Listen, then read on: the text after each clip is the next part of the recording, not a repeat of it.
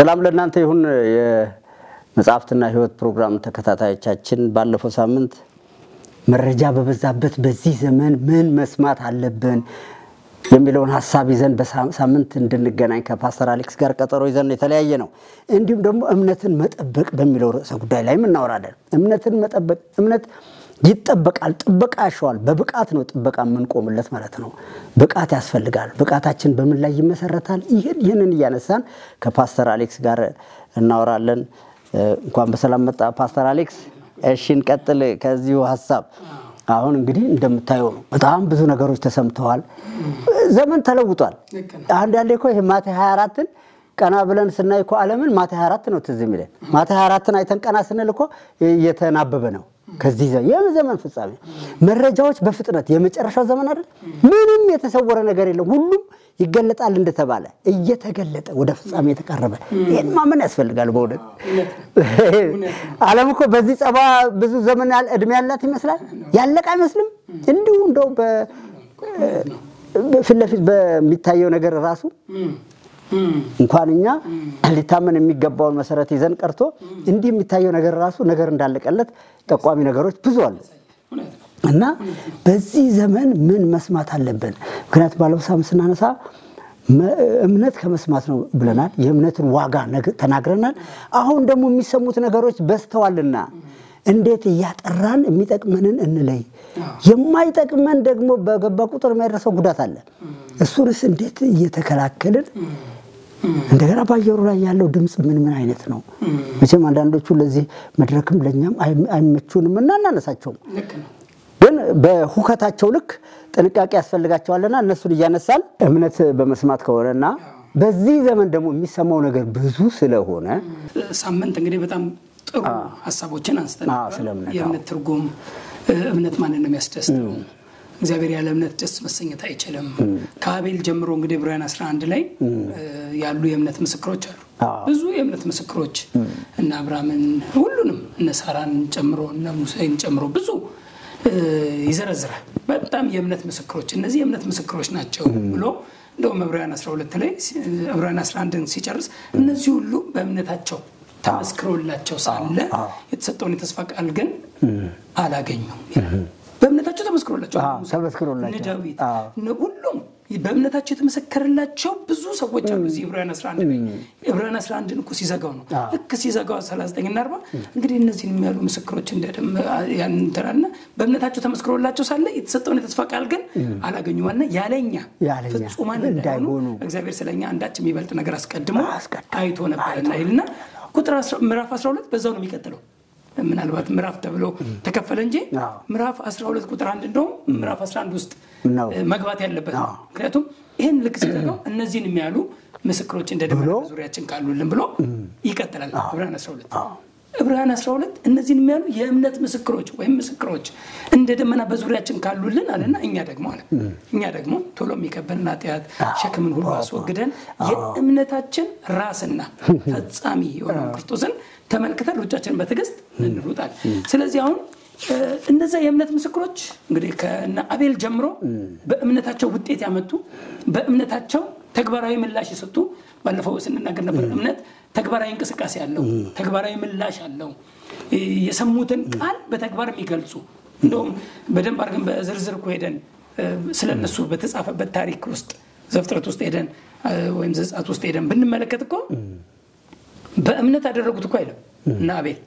መስዋዕት አቀረበ ነው የሚለው እንጂ በእምነት መስዋዕትን አቀረበ የሚል ታሪክ አናገኝም የዕብራውያን ጻፊ ነው ያደረጉት በእምነት ነው ብሎ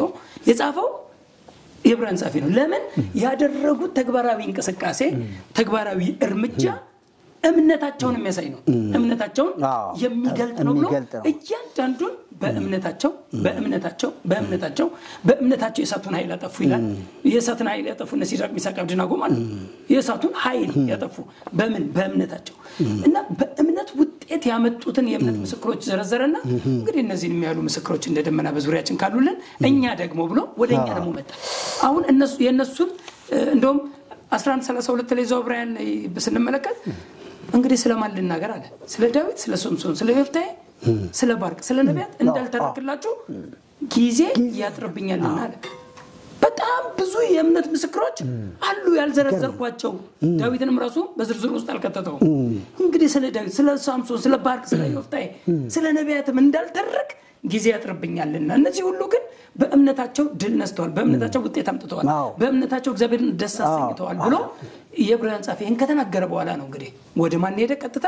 ከነዚህ ሁሉ የእምነት ምስክሮች ወይም ከነዚህ ሁሉ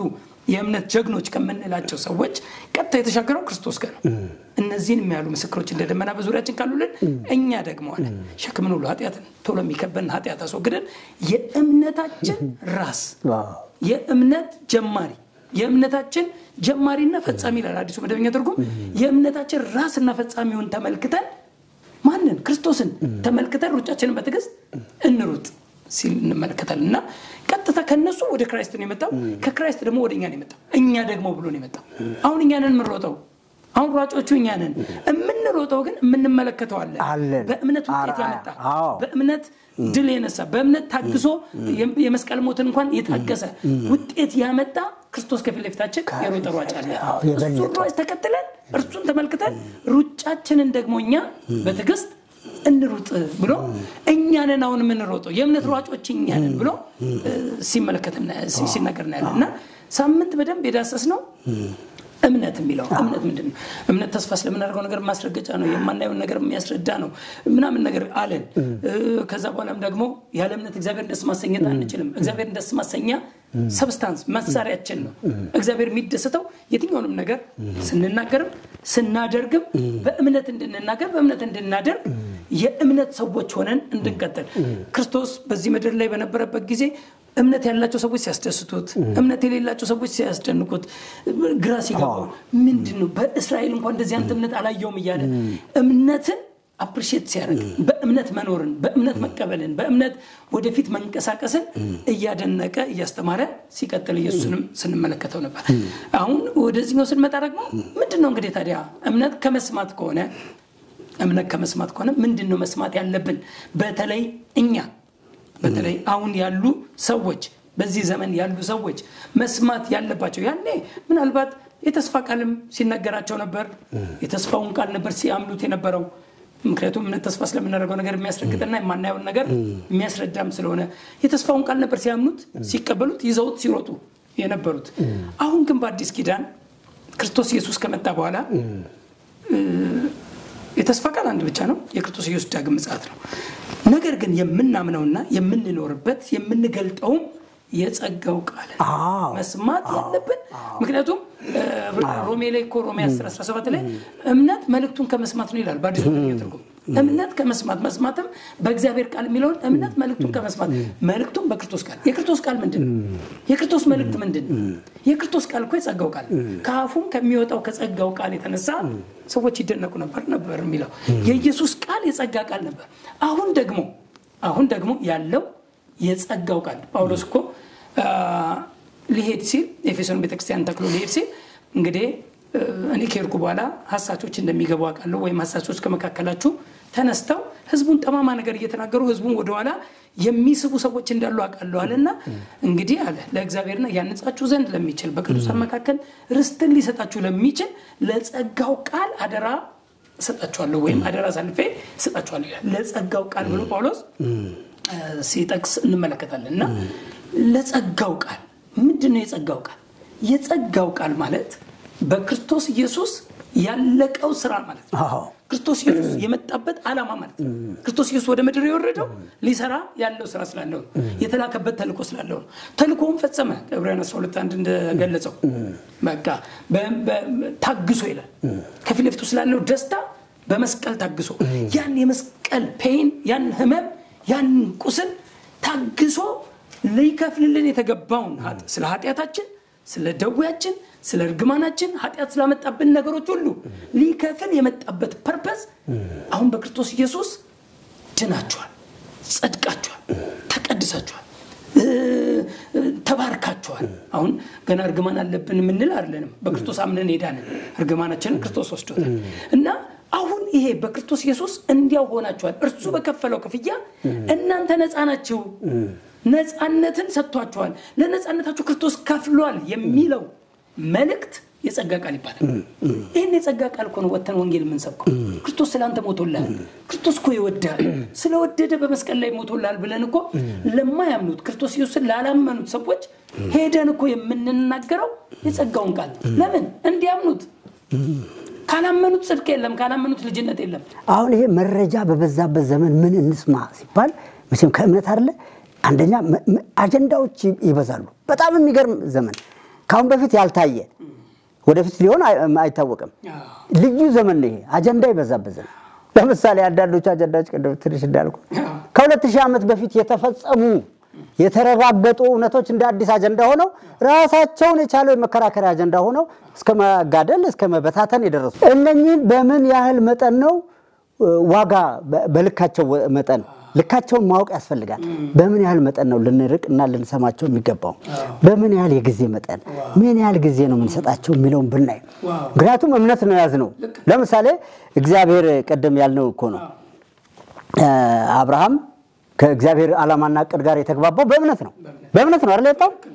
ነገር ግን በሱ ዘመንም እኮ አንዳንድ አጀንዳዎች ነበሩ የሚያስፈራራ አጀንዳ ነበር ትንሽ ብዙ አይወራለትም አይታል ነገስታት ሱናን ይመጣሉ ጦርነት ይከፍታሉ እግዚአብሔር ያግዘው ነበር አይታል በቁሳዊ በረከትም ቢሆን መጨረሻ ላይ በተስፋ በልጅ ባርኮታል ጦርነት ቢገጥመው መምሬ ዛፍ ስር የነበሩት ልጅ ሰዎች የጦር አጋሮች እነሱ ብቻ ይዘው አምስት ነገስታት ሲረታ በእምነቱ ውስጥ ስለነበረና እምነቱን ደግሞ በስራ ይገልጥ ስለነበረ ለምሳሌ ገጸ በረከቶች አልወስድበትም ያለበትን ክፍል ታስታውሳለህ አምጥተው ምርኮውን ጠቅላላ ይሄንን ሙሰድ ይሄን ገንዘብ ምናምን አለ እኔ እጄን ወደ እግዚአብሔር ዘረጋለሁ አልፈልገውም ማለት የእናንተ ነገር ምክንያቱም እስከዛ ድረስ እምነቱ የተጠበቀ ነው እምነትን ሊወስዱ የሚችሉ አንዳንድ አጀንዳዎች ይቀርባሉ እኮ ከእግዚአብሔር ቀጥሎኛ አለን ይልና ቀስ ይያለ ስፍራ የሚያስለቅቅ ነው አጀንዳ ጊዜ ነው የሚወስድበት በልዩ ዞር በላለ በእምነት ነው ይንቀሳቀስ የነበረው አሁን እግዚአብሔር የራሱን ቤተሰብና የራሱን ማህበር የራሱን የወደፊት እቅድ ሊመሰርት ሲፈልግ በአብርሃም በኩል የራሱን ቤተሰብ ሲመሰርት በእምነት በኩል ይጠራው እዛ በእምነት ውስጥ እየተጓዘ ያለም ልዩ አጀንዳዎች እንዳልኩ አሁን መጥተውበታል ግን እግዚአብሔር እርዳታው አልተለየም የኛ ደግሞ የቱን ያህል ነው እንግዲህ አሁን ወደ ጸጋ ወጣበታል የኛ ደግሞ በጸጋ የሚረዳሉ ዝም ብሎ አይደለም ባየር ላይ ምክንያቱም ሞቶ በተነሳው በትንሳኤው ኃይል ስለምንቀር አይደለም በዛ እምነት ውስጥ ስላለን እሱንም እናየዋለን አሁን ለምሳሌ አሁን ከ2000 ዓመት በፊት ተፈጸመ የሚልህ የምስራች ቃል እንደ አዲስ የሚነሱ አጀንዳዎች አንደኛ ጠቃሚ አይደሉም ነገር ግን ዋናውን እምነት ከዋናው እምነት ሊያድግበት የሚገባው የጊዜ መጠን ይበሉታል ሰይጣን ደግሞ በጣም ፋታ ደግመ በማታገኘው ነገር ላይ ነው የሚሰራው ለምሳሌ ጊዜ ደግመ የምታገኘው ነገር አይደለም ዘመንህን ይበለዋል ዘመንህን በልቶ ያስረጅህና ወይኔ ምናምን ብቻ አይደለም እኮ በዘመን ውስጥ የሚያሳድገው ሐሳብ ደግሞ አለ ውስጥ አይገርም ከጎልባሳነት ምኞት ተጠንቀቁ ሲልኮ አብሮ እንዳያድግ በስተርጅና አቅም ስለሚደክም ምኞቱ ያድጋል አንተ ትደክማለህ ምኞቱ ግን አለች አቅም የለውም እኮ ማድረግ ይገርማል እኮ በጣም ኮሚክ ነገር ነው በእምነት የበረቱ ሰዎች ግን እስከ መጨረሻው ዳዊት በእምነት በርትቶ መጨረሻ ላይ አካሉ ደክሞ እስራኤልን ያዝ ነበርኩ ንጉስ ይሾም ይሽራል ነበር አዶንያስና ወርዶ ደክሟል ግራና ቀኙን ማይ ሞገሱ አብሮት ነበር ከንቱ ምኞት አይደለም ነፍሱ ላይ ታተመው የታመነ የእግዚአብሔር እቅድና ፈቃድ ነው ኢየሱስ ጌታ ነው በጣም በሚገርም መልኩና አሁን ወደዛ በዚህ እምነትን መጠበቅ ወደሚለው ሐሳብ ከመሄዳችን በፊት በዚህ ጉዳይ ላይ ምናልባት ያሁን እግዚአብሔር ቤተሰቡን የሰራው በእምነት ነው እምነታችንን በዚህ አደገኛ ዘመን እንዴት እንጠብቀው በሚለው ላይ ምን እየሰማን እንጠብቅ የምንሰማውንስ እንዴት ያንጓለልን እንሂድ እንዴት ራሳችንን እንጠብቅ በሚለው ላይ ትንሽ በመሰረቱ ያው ስለ አብርሃም አመነ ቀደም ባልከው አብርሃም አመነ ጽድቅም ሆኖ ተቆጠረለት ይላልና ነገር ግን ይላል ቁጥር 22 ምንድነው ቁጥር 22 ላይ በሮሜ ስለዚህ ደግሞ ጽድቅ ሆኖ ተቆጠረለት ነገር ግን ተቆጠረለት የሚለው ቃል ስለ እርሱ ብቻ የተጻፈ አይደለም ስለኛም ነው እንጂ ለኛም መቆጠር ነው ጽድቅ መቆጠር ነው እና ስለኛም ነው እንጂ ስለ በደላችን አልፎ የተሰጠውን እኛን ስለማጽደቅም የተነሳው ጌታችን ኢየሱስ ክርስቶስን ከሙታን ባስነሳው ለምናምን ለኛ ይቆጠርልን ዘንድ አለው ይላል ምን ቢቆጠርልን ጽድቅ ምን አርገን ስለ በደላችን አልፎ የተሰጠውን በመስቀል ላይ ስለኛ ኃጢያት ስለ በደላችን አልፎ የተሰጠውን እምንሰማው ይሄንን ነው ምናውሮም ይሄንን ክርስቶስ ኢየሱስ ስለ በደላችን ለኃጢያታችን ከፍሏል ለሞታችን ከፍሏል እኛ ሕያው እንድንሆን ስለ በደላችን ስለ ኃጢያታችን ከፍሏል እኛ ጻድቅ እንድንሆን በርሱ ድህነት እናንተ ባልጠጎች እንድትሆኑ ስለ ድህነታችን ከፍሏል ስለ እርግማናችን ከፍሏል ክርስቶስ ኢየሱስ የከፈለውን ለምናምን ለኛ ይቆጠርልናል ለምናምን ስለዚህ አሁን በጣም ብዙ ሰዎች ይሄን ገና አላመኑት ክርስቶስ ኢየሱስ በመስቀል ላይ ስራዬን ሁሉ ሰርቶልኛል ሞቶልኛል ከፍሎልኛል እኔ በክርስቶስ ኢየሱስ በሰራው የመስቀል ኢንቨስትመንት በሰራው የመስቀሉ ስራ በማመን ብቻ ጽድቅን አገኛለሁ ብሎ ሰው ማመን አልቻለም ገና ለመስደቅ የሚሰራው ስራ እንዳለው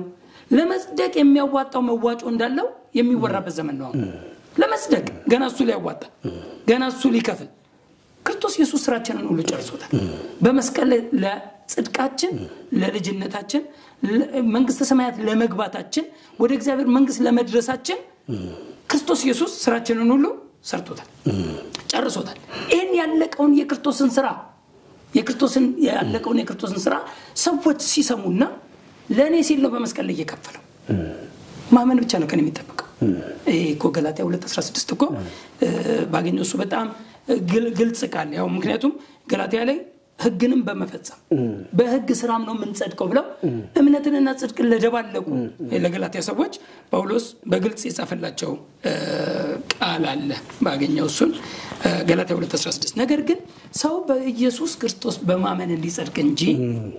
በክርስቶስ ኢየሱስ በማመን እንዲጸድቅ እንጂ ስለ ጽድቅ ስለ ድነት ስለ ልጅነት በህግ ስራ እንዳይሆን አውቀን ስጋን የለበሰ ሁሉ በህግ ስራ ስለማይጸድቅ እኛ ራሳችን በህግ ስራ ሳይሆን በክርስቶስ እምነት እንጸድቅ ዘንድ በክርስቶስ ኢየሱስ አምነናል አለ ጳውሎስ እኛ ራሳችን በክርስቶስ እምነት እንጸድቅ ዘንድ በክርስቶስ ኢየሱስ አምነናል በማመን ነው እኛ ጽድቅ ልክ ነው ጽድቅ ያለው በማመን ነው ልጅነት ያለው በማመን ነው ድነት ያለው በማመን ነው እንደውም ገላትያ ላይም ልክ እንደዚሁ ገላትያ ላይም ሮሜ 3:20-22 ሄደን ስንመለከት ስጋን የለበሰ ሁሉ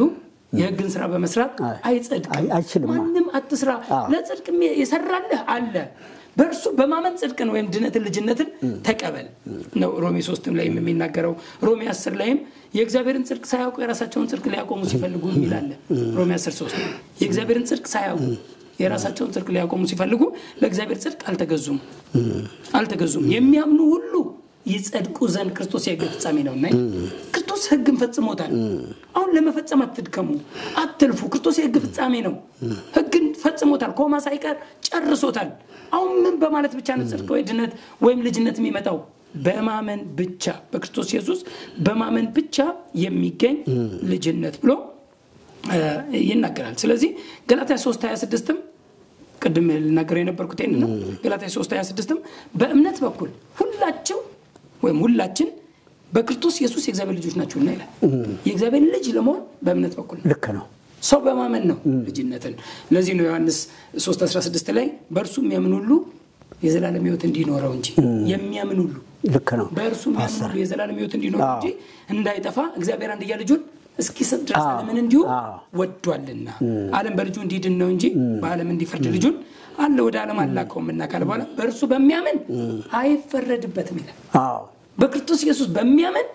ክርስቶስ በሰራለት የመስቀል ኢንቨስትመንት በሚያምን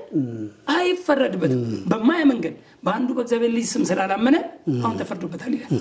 ስለዚህ በሚያምን እያለ ነው የሚያስቀምጠው በጣም ጥሩ ስለዚህ ድነትን ልጅነትን ጽድቅን የተቀበልነው ያገኘነው ልክ ነው አሁን እነኚህ ነገሮች እንዳከራከሩ አንዳንድ ቦታ ላይ ሁለት ቦታ ሰዎች እንዳይከፍሉ እምነትና ጽድቅ በስራ አይገኝም የተረጋገጠ ነገር ነው ነገር ግን ስራ ያስፈልጋል ቢባል ምንም ጥርጥር የለውም ያ ስራ ለጽድቅና ለመዳን አይደለም አሁን ያ ስራ ደግሞ በራሱ ከምንድነው የሚጀምረው ከእረፍት ነው የሚጀምረው ከምን እረፍት ከመዳን እረፍት እንደዛ ነው በደንብ ምረዳው ማምነው ከእረፍት ነው የሚጀምረው ከጭንቀት አይደለም እግዚአብሔር ስለሰራልኝ አመሰግናለሁ ተብሎ የጽድቅና የመዳን ህይወት የሚጠብቀውን ዲሲፕሊን ይሰራል አጥሩ ነው መርሁ ነው አሁን እኮ በጌታ ቀንበር ቀላል ነች ቀንበር እኮ አለች ቀልል ያለች እሷን መርህ ነች ምክንያቱም የዳንበት የጸጋ ህይወት ራሱ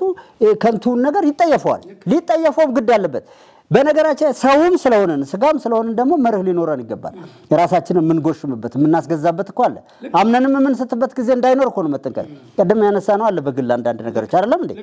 ስለዚህ መርህና ፈር እንደውም ልጓም የሚያስፈልግበት ጊዜ አለ ይህ ምን ይባላል ስራ ይባላል ስራ የግድ ነው ሲባል ከመዳንና ከጽድቅ ወዲህ ማዶ ዲሲፕሊን የክርስቲያናዊ ህይወት መርህ ክርስቲያናዊ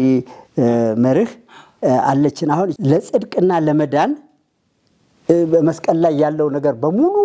በቂ ይቻላል የመጨረሻው ነው የማያዳግም ነው ነገር ክርስትና የክርስትና ህይወት በስራ የሚገለጥበት ሌላ የራሱ ህይወት ነው እሱ ህይወት ነው በህይወት መገለጥ ያለን ምናልባት ሰዓታችን ያለቀ ስለሆነ በዚህ ላይ የመጨረሻ የምትለይ ነገር ካለ አሉና ከእግዚአብሔር ላይ ናችን ጴጥሮስ እኮ ና ሲለው በኋላ ተራመደ አምኖ ተራመደ ወጀቡን ሲያይዝ ፈራ ይላል ፍርሃት የሚመጣው ከምናየው በአምስቱ የስሜቱ አሳሰን መላለስ ፍርሃት ጥርጥር አለማመን ምናምን የሚባሉት ነገሮች ይመጣሉ ባጭር ቋንቋ የእምነት ጠላቶች አሉ የእምነት ጠላቶች የሚባሉት ጥርጥር ባይጠራጠር ነው ያለው ቢያምን ተነቀልቢ ቢያምን ባይጠራጠር ሁለተኛውስ ፍርሃት የእምነት ተቃራኒ ነው የእምነት ጠላት ነው እመን ብቻ እንጂ አትፍራ ነው ያለው ስለዚህ አንዱን ነው መያዝ ያለብን በእምነት መጽናት በእምነት መቆም አለማመን የሚባለው ጭንቀት የሚባለው የአእምሮ ስምምነት የሚባለው እነዚህ ሁሉ እምነታችን እንዳይሰራ የሚያደርጉ እንቅፋቶች ናቸው በእምነት ለመቀጠል ካስፈለገ በእምነትና በትዕግስት ይላል እምነት የሚጸናው በትዕግስት ነው በእምነትና በፍቅር ይላል እምነት ከፍቅር ጋር ነው የሚሰራው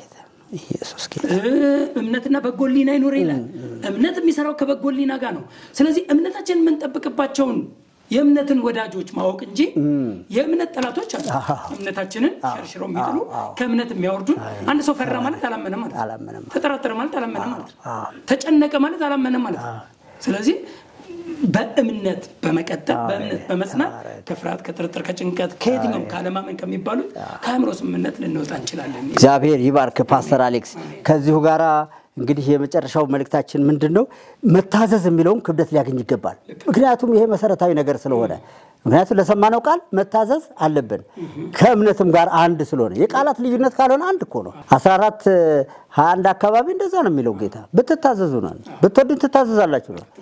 ከዛ ደግሞ አብሮነታችን ይጸናል እኮ ነው ያለው እኔም አብም መተን አብረን መኖሪያችን ከናንተ ጋር እናደርጋለን መታዘዝ መሰረታዊ ለመታዘዝ ቃሉን የማወቅ መሰረታዊነት ደግሞ ክብደት ሊያገኝ ይገባል በጣም ጥሩ ፓስተር አሌክስ በጣም አመሰግናለሁ ተመልካቾቻችን የዛሬውን የመጽሐፍትና ህይወት ፕሮግራም በዚህ በእምነት ጉዳይ ላይ ከፓስተር አሌክስ ጋራ ያደረግነው ውይይት በዚህ ያበቃል የሚቀጥለው ጊዜ በልዩ ርዕሰ ጉዳዮች ላይ ተመልሰን እንመጣለን እስከዛው ሰላም ለእናንተ ይሁን